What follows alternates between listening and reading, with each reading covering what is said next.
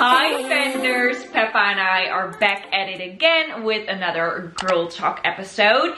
And just like I do every single time with my Girl Talk episodes, I ask you guys to send me questions on Instagram. And surprisingly, a lot of them are about relationships, whether it be friendships, romantic relationships, intimate relationships. So I guess that is the topic of today. And speaking about Instagram, I have noticed that I have been rapidly losing followers. And I know it's probably not something I should worry about, especially because, you know, it's not all about the numbers. Numbers are not important, etc. But also it's probably just because Instagram is removing old accounts or something like that. But still, it is quite heartbreaking every time I see that number drop. So if you want to support me in any way, if you want to help me spread the love, then please give me a follow on Instagram. That would mean the world to me. Just asking that. I normally don't promote myself that often, but maybe I should do that more. So hereby, follow me on Instagram and TikTok. And now let's get into the actual questions of this Girl Talk Q&A. So first off, I don't have any friends and feel so lonely, but I'm afraid to approach people. Help, please. Well, I picked this question as the first one because I can relate to this so deeply. So growing up all throughout high school, I mean, in primary school, I did have some friends, but I feel like in primary school, you know, it's really easy to make friends because it's just like, oh, you want to play house together? Oh, you want to play with the Barbies? Let's meet up and hang out. But as soon as I got older and I was in high school, it was just so hard for me to make friends, especially because I felt like a lot of people were not on the same level as I was on, and a lot of the people, they were just so busy with other things that didn't interest me whatsoever. So I always felt like it was so hard to make a connection because a little background story about me. We have different levels of high school in the Netherlands. I know it's different in every country, but in the Netherlands, at the age of 11 or 12, depending on, you know, what year you are in, but I was 11, so extremely young, some kind of test determines which level you go to.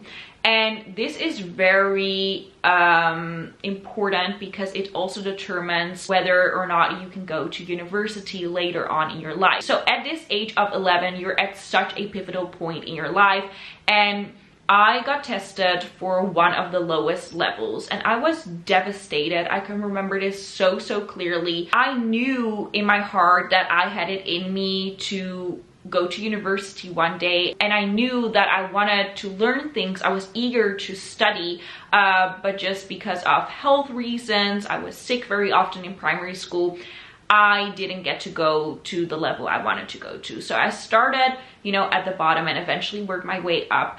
But that meant that I had to work my ass off because it's way harder to climb the ladder than already being placed at the top level. In my mind, I had to work 200%, whereas the kids that just wanted to stay at their regular level, they just had to put in 100% of effort. And so often it meant that I didn't have time and also didn't really want to party or go out or gossip or talk about boys or any of that because I was so focused on studying. And in hindsight, I don't know if that was the right thing to do because I was very stressed throughout my whole high school period.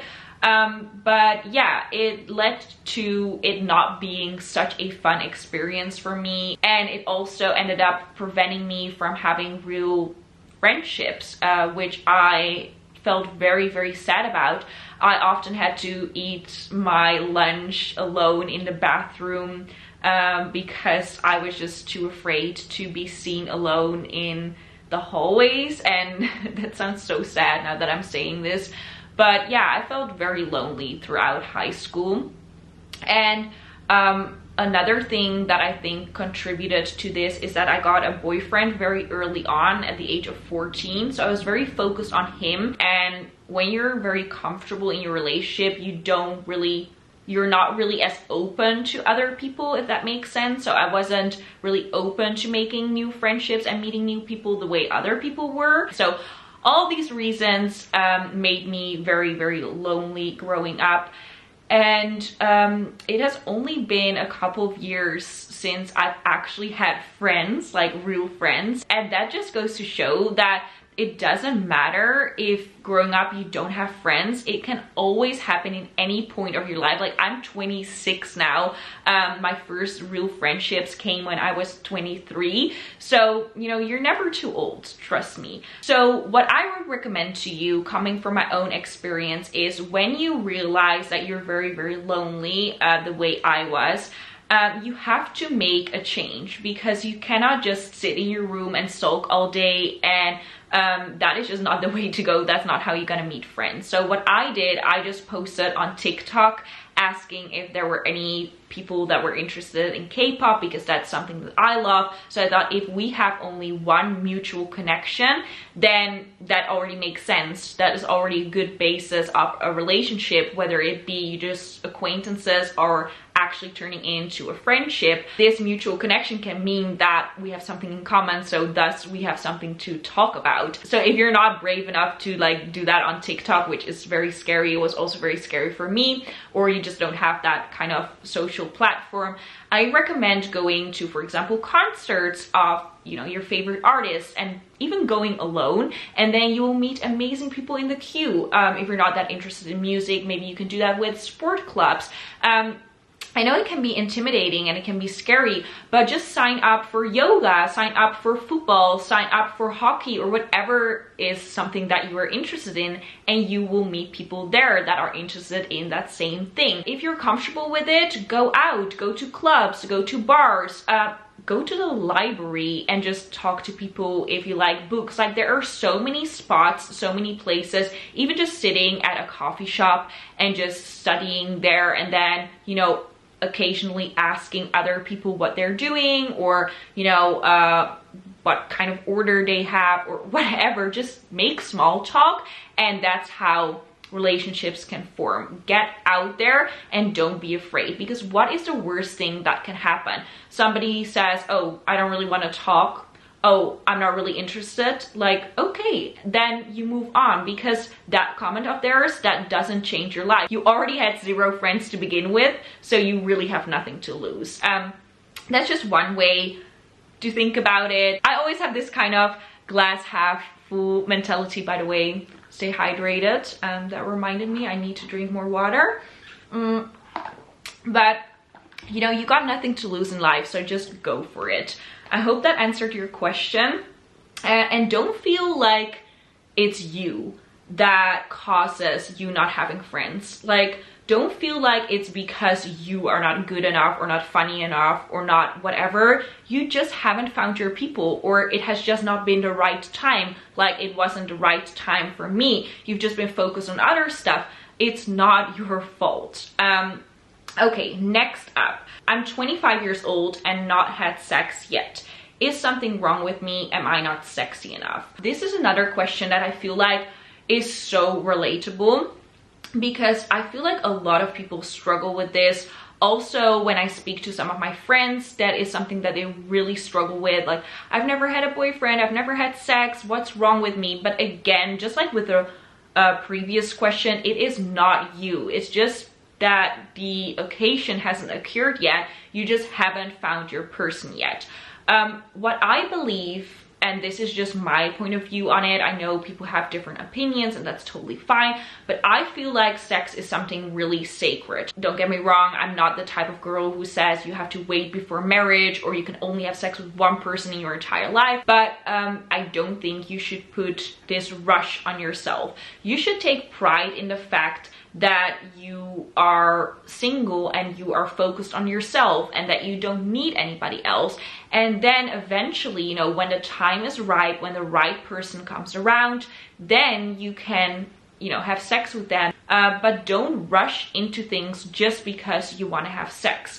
Obviously, if you want to have a one-night stand and you want to experience it really badly, then go for it. But this is just, you know, my point of view. I think it's better to wait for a special person to do that with, especially because it's such a vulnerable act, than just doing it with somebody random just because you don't want to be a virgin anymore. And the question that you asked afterwards, am I not sexy enough? Girl, that's not the case at all. You are amazing. You're a superstar. How many times do I have to tell you guys that you are amazing? And I truly mean this. Like, honestly, guys, you are as sexy as you feel. Because I've said this in a previous Girl Talk Q&A, what I find really attractive in people when I look at them is definitely confidence. I find a guy a million times more attractive if he's confident, if he speaks confidently, if he talks confidently. So I think that if you radiate that confidence, that self-love, that self-empowerment, you will be the sexiest person alive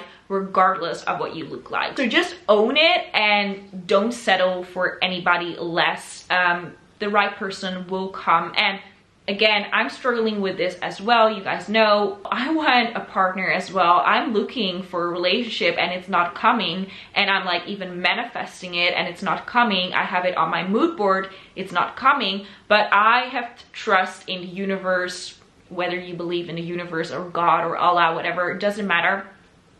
Even if you just don't believe at all and you only believe in yourself, it will come. Just have that faith. And that's all we can do. I hope this answered your question. I know it's hard to accept sometimes, to like wait, but I truly think it's for the best. Okay, I made a new friend who lives across the world and he wants me to come there. What should I do? So I'm just assuming that this is a friend that you made online.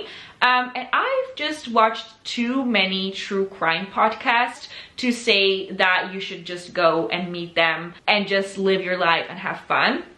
If you meet somebody online, and even if you have talked to them for months, years even, online is a very, very scary place. So what I recommend is before meeting somebody that you've talked with online, first call them. Secondly, FaceTime them. Thirdly, ask them for pictures. Ask them to send their location. Just take all the safety precautions that you can think of before actually meeting somebody. And even then, when you're going to meet somebody that you've never actually seen in life, blood and flesh, however you say that, maybe take somebody with you. I know you say that he lives across the world. That is very tricky, but you know, maybe you can take a friend with you, or maybe you can ask them to come visit you and then you take a friend with you or your parents or whatever to the airport and, you know, figure it out that way.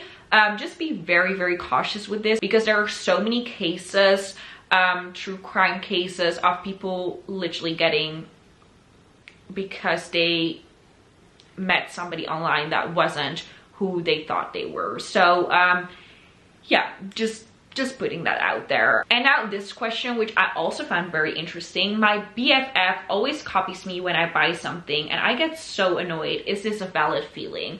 All feelings are valid. If you get annoyed because your BFF wears something that you wear or buys something that you already have, that is valid. However, I feel like when it comes to this topic, people are way too sensitive. Like, maybe it's because of my job. I'm an influencer. I don't like that term, but I'm a content creator. And therefore I, you know, promote stuff or I show stuff.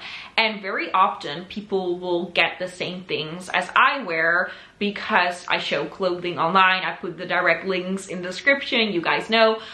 Or they will even get inspired by my room, for example. They will get the same bed sheets or whatever. It doesn't really matter.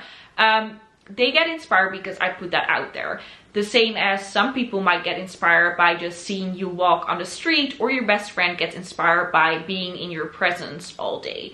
I think you should take it as a compliment. Like, they want to be like you, they want to dress like you, they want that same piece as you because it looks good on you, because you carry it well, because they think you are such an amazing person. Otherwise they wouldn't copy you. So I can understand that, you know, when it comes to a certain point it can get too much, but yeah, just try not to feel any feelings that are negative, but try to turn it around and see it as something positive.